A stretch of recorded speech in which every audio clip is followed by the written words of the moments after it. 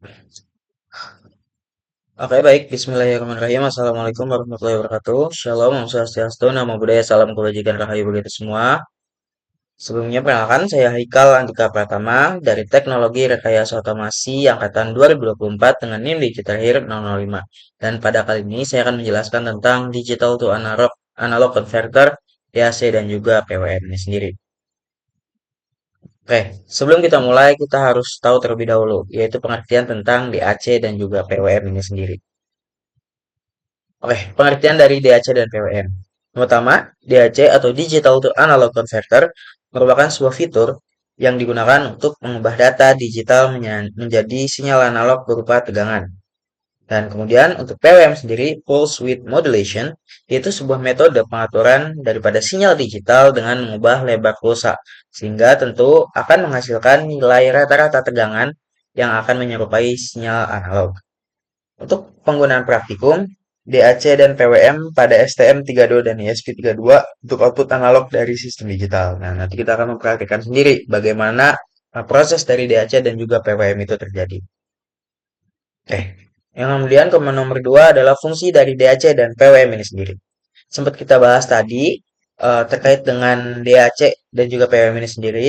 Nah, untuk peran dan kegunaan dari DAC dan PWM ini sendiri, itu yang pertama, DAC itu menghasilkan tegangan analog langsung dari data digital ke microcontroller. Nah, kemudian untuk PWM sendiri yaitu mengatur daya atau menghasilkan sinyal analog semu melalui perubahan data cycle. Kemudian untuk penggunaan dari umum daripada DAC ini sendiri atau PWM bahkan yaitu untuk pengaturan motor, kemudian LED, audio sistem, audio dan sistem kontrol otomatis pada STM32 dan ESP32. Mungkin saya akan jelaskan lebih lanjut lagi terkait dengan DAC.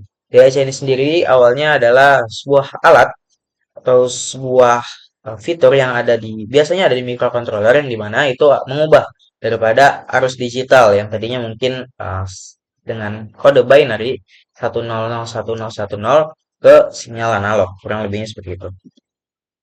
Kemudian konsep dasar DAC dan juga PWM ini sendiri. Oke, konsep dasar DAC dan juga PWM.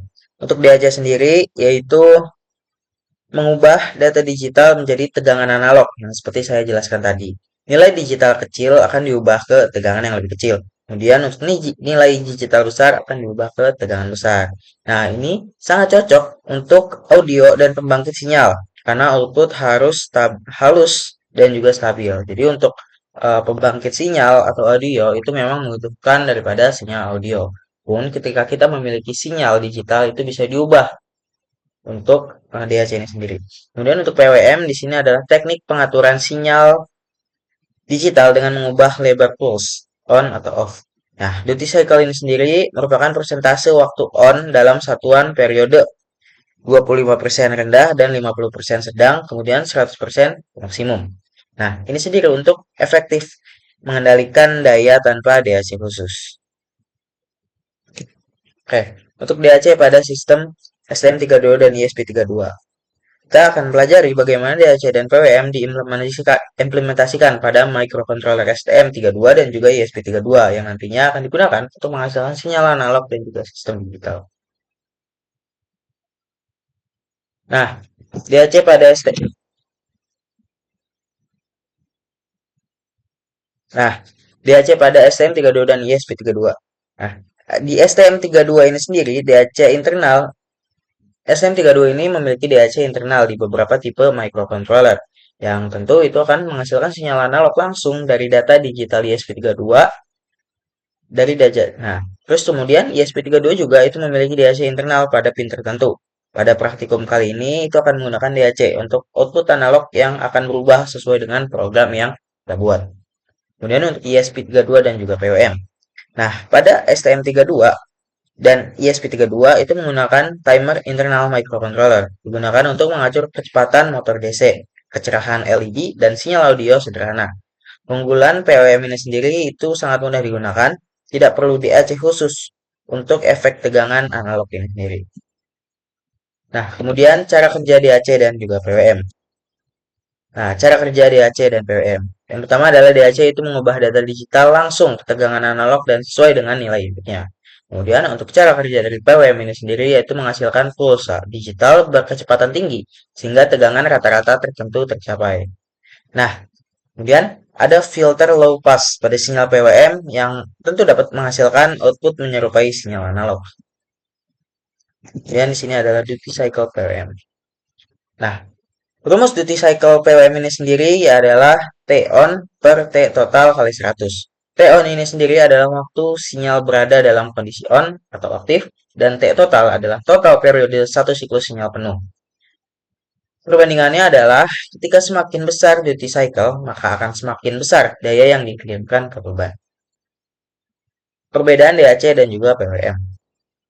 Oke, untuk perbedaan dari DAC dan PWM ini sendiri, untuk DAC ini sendiri itu adalah menghasilkan sinyal analog asli, output halus dan stabil, dan kemudian sangat cocok untuk aplikasi yang membutuhkan ketelitian tinggi. Beda dari PWM ini sendiri, PWM itu menghasilkan sinyal digital dengan variasi lebar pulsa, kemudian efek analog semu, dan lebih sederhana dan juga banyak digunakan untuk pengendalian daya. Oke, untuk penerapan DAC dan juga PWM. Untuk penerapan DAC dan PWM, yang pertama adalah DAC. Biasanya digunakan untuk sistem audio, generator sinyal, dan juga alat ukur digital. Kemudian untuk PWM ini sendiri biasanya digunakan untuk mengatur motor DC dan servo, kemudian LED dimmer, kemudian inverter dan sistem kontrol industri, IoT berbasis ESP32. Nah, kita udah pada sampai di ujung PPT, yang berarti adalah kesimpulan rangkuman akhir tentang DAC dan PWM sebagai metode konversi sinyal digital analog pada sistem microcontroller modern. Kesimpulannya adalah poin pertama, yaitu DAC dan PWM adalah metode yang menghasilkan sinyal analog dari digital. DAC menghasilkan tegangan analog langsung, beda dari PWM yang menghasilkan sinyal analog semu lewat duty cycle. Keduanya tentu sangat penting di STM32 dan ESP32 untuk kontrol robotika, audio, dan juga sistem otomasi ini sendiri. Kemudian untuk poin nomor 2 adalah terima kasih kepada teman-teman semua. Semoga materi ini dapat menambah pemahaman tentang elektronika digital, microcontroller, dan khususnya mungkin di sistem embedded, serta bermanfaat dalam praktikum dan pengembangan proyek berbasis STM32 dan ESP32. Saya Haikal Andika pamit undur diri. Terima kasih atas perhatian Anda. Nah, mungkin kita langsung aja kali ya. Langsung kepada video yang telah saya buat.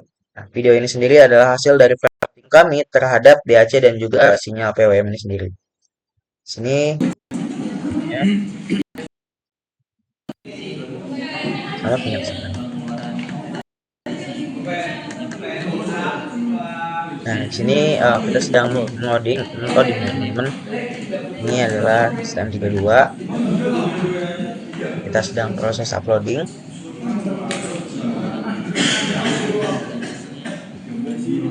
Nah, ini STM32. Nah, ini digunakan untuk mengatur daripada sinyal ini sendiri. Bisa terlihat teman-teman, jika saya menggerakkan potensio, itu sinyal daripada yang dihasilkan dari oscilloscope ini sendiri berubah gitu.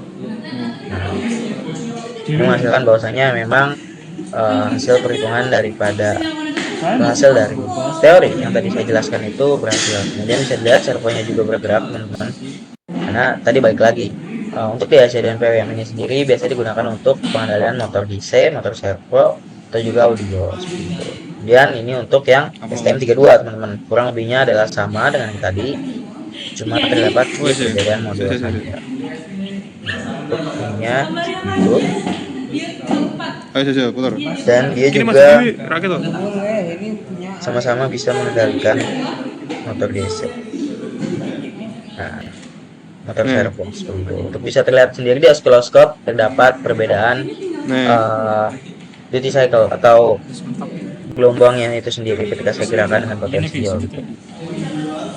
Ini bisa terlihat juga angle yang digunakan motor DC, motor servo ini sendiri. Ternyata iso ono Vi. Ini juga kurang lebihnya sama. Ternyata bisa dikontrol dari sini semua. Masuk. Ngeposi lewat kayak kan monitor di clean. Ini sukses sih. Sukses. Apa ya? Ini di upload. Ini 3 ya, ora project kan? 3. Ini bisa terlihat sendiri ketika gerakan potensialnya di Hitungnya kecil juga. gelombang Apa? Itunya, bawah hasil sebelah stopnya. sendiri Ini itu Oh, kayak nyambung. seperti itu ya. Sambungin lah, Kak. Emang disambungin? Oh, tampilan serial monitor. Serial Iya, monitornya bola serial monitor. Dari segi mana? Di serial monitor ini coba. Karena jujur aku nggak ngerti. Makanya apakah di sini aku salah? Masih loading. Ulang upload. Baru monitor iso.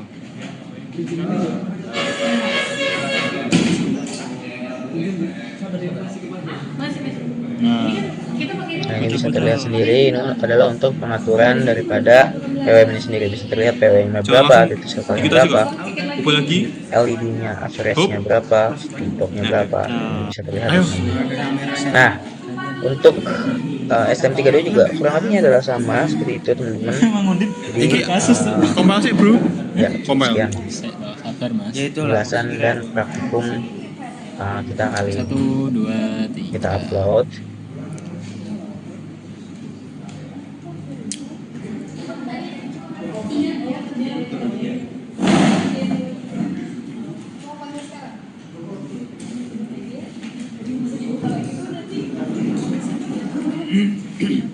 Nah, ini langsung keluar ya data-datanya. Oh ya.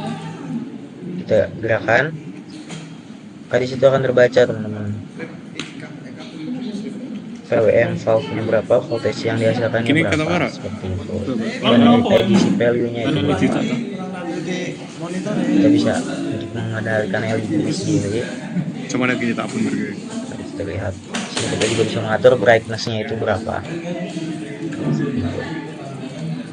Ini adalah untuk project daripada PWM dan juga di sini sendiri kita melakukan gerakan tambahan. Kita menggabungkan terkait dengan pencerahan LED dan juga servo ini sendiri seperti itu.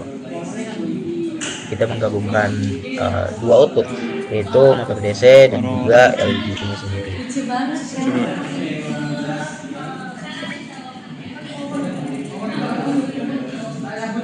LED-nya matiin banget kan? Nah, terus nyalain maksimal. LED-nya nggak terlalu kelihatan soalnya. Nah, mantap. Oke, mungkin kurang lebihnya mohon maaf. Assalamualaikum warahmatullahi wabarakatuh.